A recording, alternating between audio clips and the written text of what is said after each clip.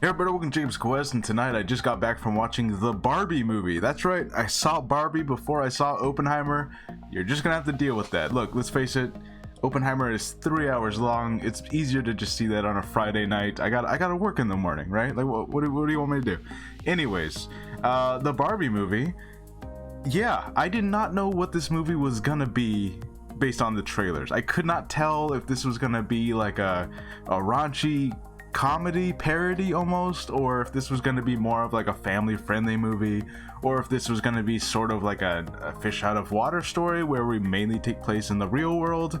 I had no idea what was going to happen, and I was very surprised at a lot of the directions that it went, plot wise, but also the things that it addressed, the themes and the messaging and all the stuff that it did. And let me tell you up front, within like 15 minutes or so, I immediately could tell, because of the stuff this movie goes on later to directly address, and they do not shy away from it or at all. They don't put on the kids' gloves and like treat these topics delicately as if we can only barely mention them. It's like, no, they fully directly address the whole thing. If you are someone who, if you get really triggered or really angry or whatever, if you want to go on some like angry political rant, because this movie does address feminism, it addresses female empowerment, it addresses the patriarchy, it addresses a lot of societal things in this movie, and that's not all it's about. It does have a lot of like existential questions about, who am I, what's my place in the world or the universe, what do I want to be, what am I supposed to be. It addresses a lot of that kind of stuff, right? And you can get a sense of some of that in the trailer. But if you're someone who gets angry at the idea of, feminism and the patriarchy being addressed at all, this movie's gonna piss you off. And honestly, if you're someone who gets easily triggered by even the mention of that stuff, or the idea that the Barbie movie is gonna be essentially about that, all I can tell you is that I think you need to talk to more women. If you're someone who, like, I don't know, if you're in denial that the patriarchy exists in our society, or that there's like problems still with like gender equality and all that, I think you just need to talk to women. You need to like literally just sit down, ask them, what is your life like? Tell me your horror stories, tell me stuff that has happened to you, what have you experienced in your life? Because I've been told some horrifying things about like what women go through just on the day-to-day basis, and I never even would have considered these to be realities, but of course it's coming from my point of view, so I was like, oh, what that happened, what? Anyways, my point is, if you're someone who gets really angry about that stuff and you find out the Barbie movie is essentially about that, I don't know, you got some maturing to do, you got some growing up to do, you got some, more importantly, learning to do. Like, if I don't know what to tell you, it's just go talk to some women, go learn some things, because this movie addresses all of that, and right away, because I've already seen the other YouTube videos with the the red laser eyes saying like Barbie is woke, Barbie is SJW garbage, like all that stuff, right? Like I've already seen those thumbnails on YouTube. I don't know, you got some growing up to do, you got some learning to do, but anyways, that's essentially what is fully addressed here in this movie. And like I said, this movie doesn't hold back at all. Luckily, this movie also has a pretty decent balance of comedy, so it feels like every time they fully address a really heavy topic, they do have something funny happen, right? Because essentially, let's break down the plot here. The bare bones of it is essentially, like in the trailer, Barbie starts noticing, hey, things are starting to become weird in my perfect plastic Barbie world. I'm starting to have flat feet, and I'm starting to like question things that I wasn't questioning before, and it turns out she has some kind of, they vaguely explain it as like a psychic, they even call it the Shining, like she has a shining connection to someone in the real world who is playing with the Barbie toy, and it turns out to be the mom and daughter duo who have like kind of, they've drifted apart a little bit, and the mom was like coming up with these really sad ideas, and that's basically just affected Barbie. So they go to the real world, and the second they get there, you know, you think the movie's going to be all about Barbie trying to help this mom and daughter, which is, you know, that's definitely part of it. But Ken goes off, and the first thing Ken discovers is that essentially men rule the real world, right? Like he goes to this, I don't even know what building it was supposed to be, but a business building. I don't know if it was a bank or something, but he goes to a bunch of different locations, and he finds out that like, men are the CEOs, men are the politicians, you know, like for the, you know, just the way that things are in our real world. Like for the most part, yeah, it's all men, right? Like that's just a fact. And so his discovery of that kind of leads him down this rabbit hole of figuring out, or at least what he thinks he figures out, is what the patriarchy is. He uses that word, but it's clear he doesn't like fully understand what he's doing.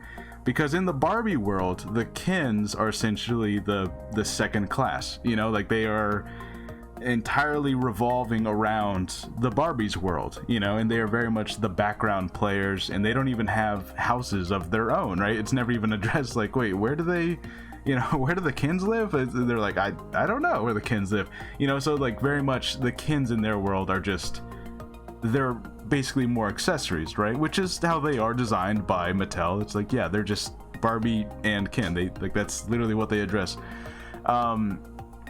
So him seeing in our world how, you know, men are the, you know, dominant players, the patriarchy and all this stuff, he basically takes that and brings that to the Barbie world, where everything gets what I can only describe as broified, you know, like everything is about big trucks and beer and just like, you know, let's all party, man. Let's, you know, like everything's just broified, you know. It's like a giant frat house essentially.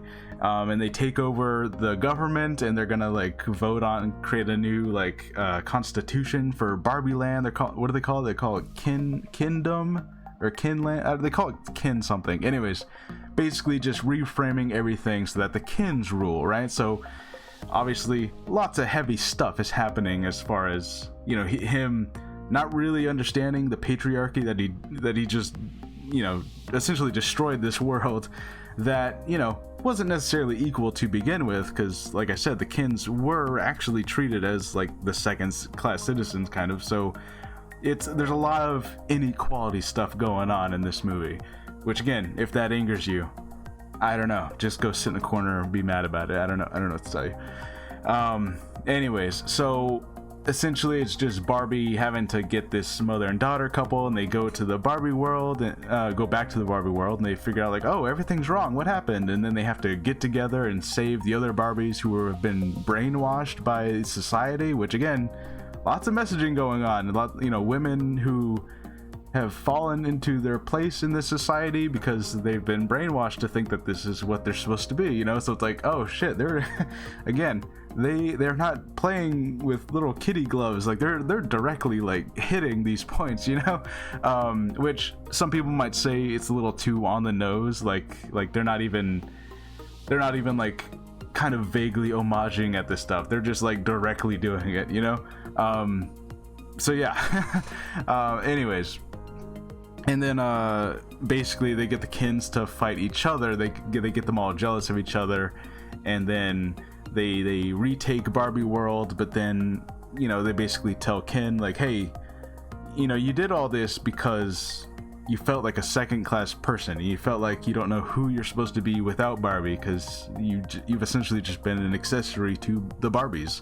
You know, you need to figure out who Ken is. Who are you without Barbie? You're also a person, you know. And they kind of have like this realization of like, oh, I can be my own person kind of thing. And then Barbie also, like, she doesn't want to be a Barbie anymore. She has thoughts and complications and human emotions, and she doesn't want to just go back to the way things were.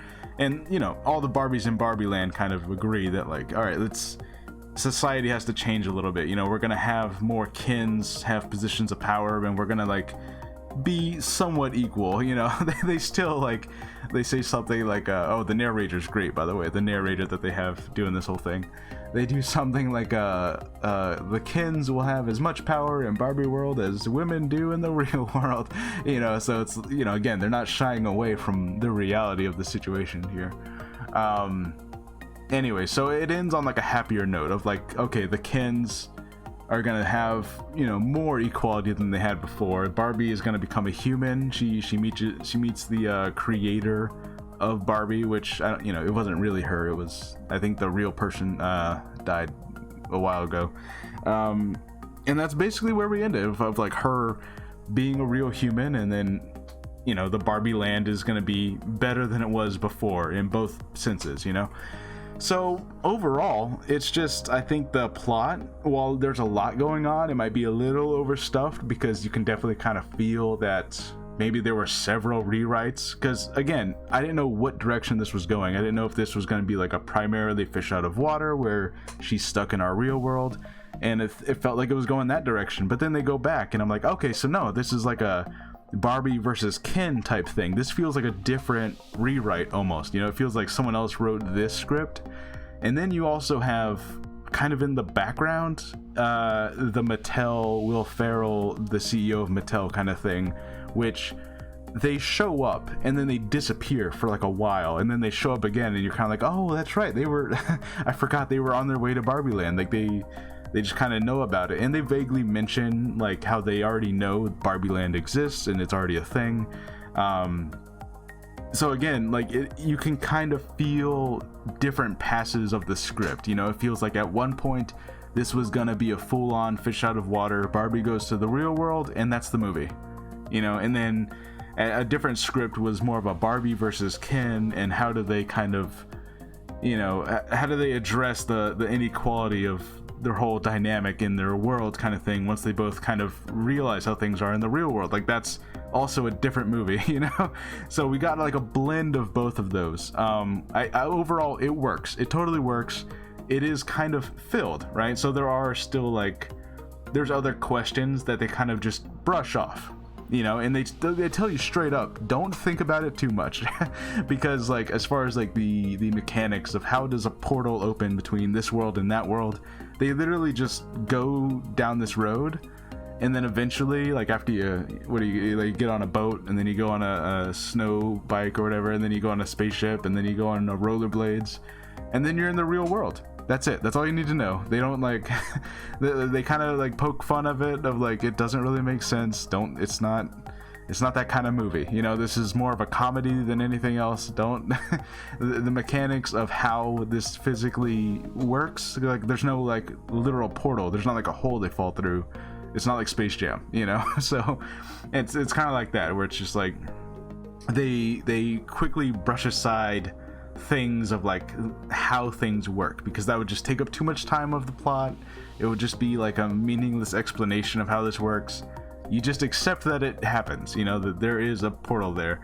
But yeah, in any case, I had a really good time with this movie. I think that a lot of the comedy really works. I think some of it kind of felt like there was maybe some choppy editing. Like, they get arrested twice, and then the second arrest thing, just, they keep the clothes they had, which is weird, because like, they got arrested for stealing those clothes, wouldn't they? But maybe I'm thinking about it too much. Wouldn't they have those clothes taken away, the ones that they're getting arrested for stealing? They have them on still, but whatever. Anyways, and yeah, just overall, I had a good time, you know. Like, and the other thing is that, like, I was there with my fiance, and by the end of this movie, she was in tears. She loved this movie. She genuinely told me, like, this is one of the best movies she's ever seen, and she loved the messaging, and she loved everything that it was about. And of course, she's a fan of Barbie, right? So like, she seeing the sets and all the references that she understood that I didn't understand, you know. So she's definitely more the demographic that's being aimed for this movie, right? Like this is for her, you know. So she loved it. So it's absolutely gonna hit its audience really well. The audience that I was with, they were all laughing at all the jokes. I heard nothing but good buzz on the way out, which, by the way, going into the theater, so many people were dressed in pink shirts and pink dresses, and like it was just pink everywhere. And I was like, this movie is like, it just opened, but it feels like it's already a cultural phenomena, right? Like it's one of those things where every once in a while a movie just like hits that culture point where it's like, did it hit Twitter and TikTok and YouTube and like all those, social moments all at once, and it's like the thing, it's the moment.